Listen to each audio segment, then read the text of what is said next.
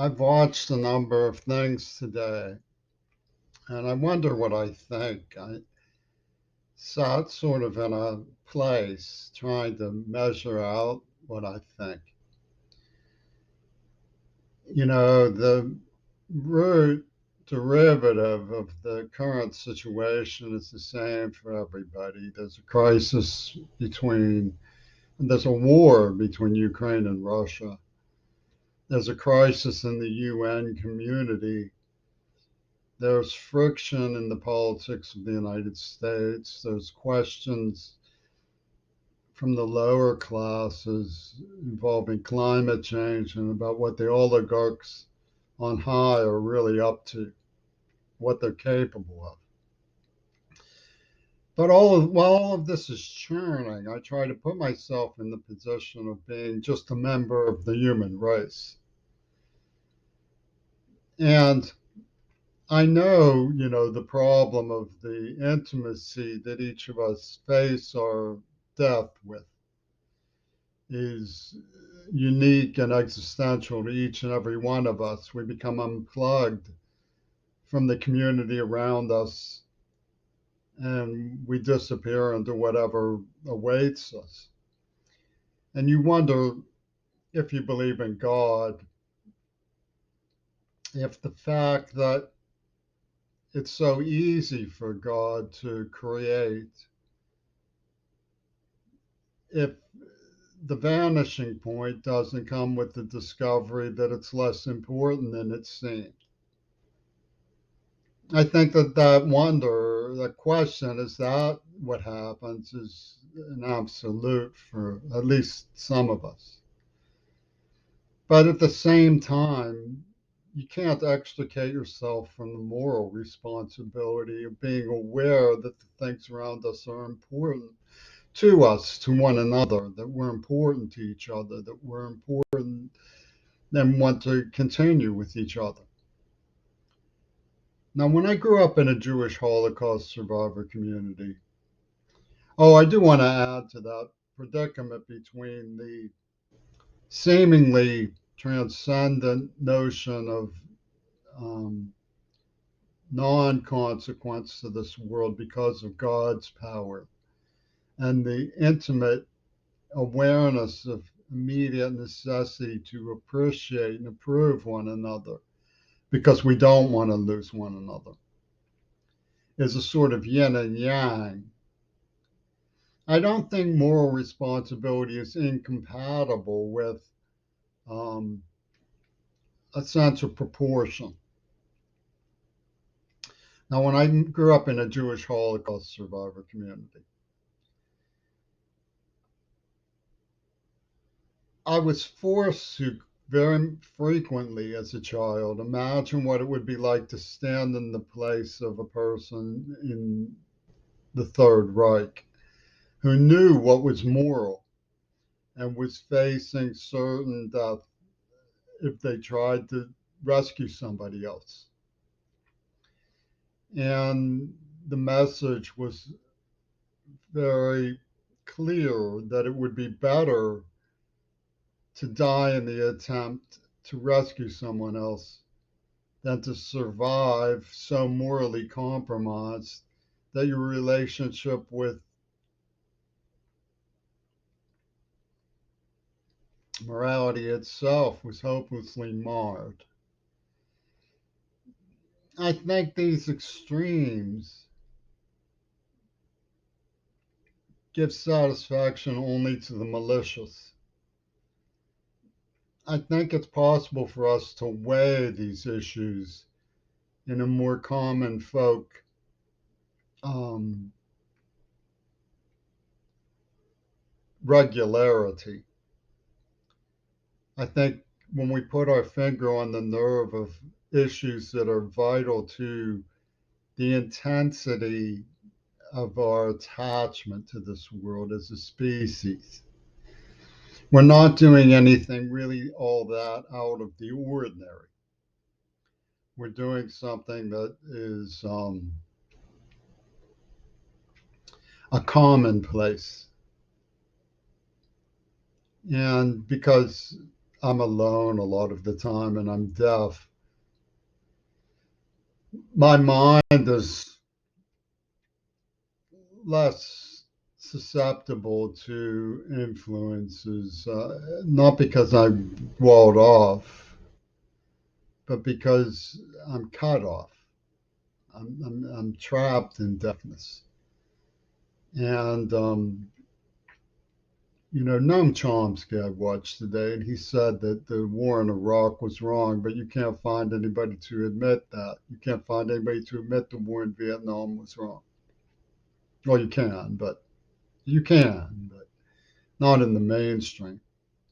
Well, to some extent, I was detached. I couldn't believe that it was going on. I mean, all my life I'd read growing up the New Republic, and they called war in the Middle East unthinkable. It was just not to be done. And you know, PlayStation Bush decided why not? We can do it. Here, I'll show you. And there's this intense immaturity to the powers on high. It's really an intense immaturity. They're locked in celebrity politics. You know, I don't mean, another thing that's really bothersome about the problem is like Tucker Carlson is a good example. He's really very well respected, apparently. A lot of people know who he is. Well, not everybody respects him, but he's acknowledged as influential, I guess is what I mean to say. Some people respect him, some people don't, but he's acknowledged as influential. I don't have a slightest idea who he is. I've experienced all of 45 seconds of his pizzazz. I don't have the slightest idea where he's coming from or why anybody would care where he's coming from. It doesn't.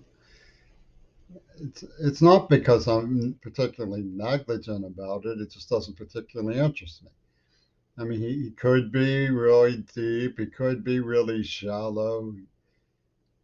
He strikes me as a credulity droid. But that's just the first impression. I don't have anything to say. You know, People come after me for quotey quotes about what I think, but quotey quotes, they're not like off limits to me, but it there's something tabloid and brusque about wanting to brawl over somebody's superficial opinion. Now, when it comes to the question of Diamond Gullis and his Kanye West, he says he's at war. Is that figurative language, hyperbole? Well, that's fine. I mean, everybody's at war when it comes to hyperbole.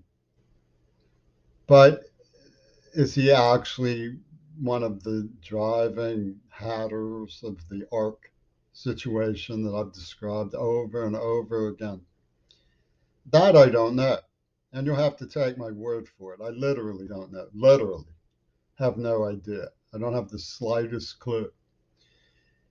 One of the reasons I like Ayn Rand's Fountainhead is that there's a scene in there to which I very definitely relate, and I don't think it's negligence.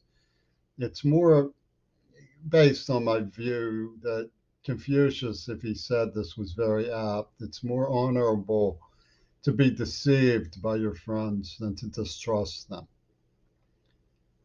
I see it as not negligence, but an act of faith that was described very perversely by Ayn Rand in The Fountainhead when Steve Mallory said, "Damn you, the reason I didn't want to see your architecture was because I loved it. I didn't want to meet you because I was afraid I'd be sick when I met what a person you are after liking what you built." And, you know, he said something, Kanye West said something very um, challenging to me. He said that there was something about like trauma politics. I mean, I don't discard trauma politics. I don't discard the past. I've studied Black history. I know what happened. I know how hard it has been. But the idea of a collective issue of trauma psychology, playing into the collective issue of trauma psychology, it leads to a certain amount of prescriptive bad faith. I mean, there's no way that, I know I wasn't born racist, but there's no way that you can argue against the wall of sound that comes out of somebody who says you were born racist. Like Kanye West talks about good DNA. DNA is clearly not a factor of race scientifically. Has nothing to do with it.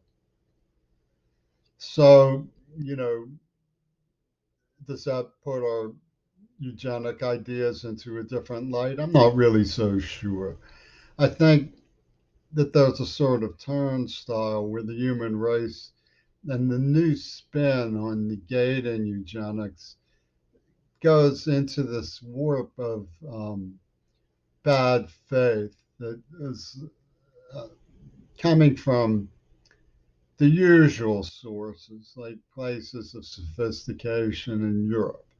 I won't mention any names, which turn it into an argument for um, the personality of animals that we eat and so forth. Now, I think that there's some truth to the idea that the human race has become disconnected from the other species around us, but that has a lot to do with our priorities.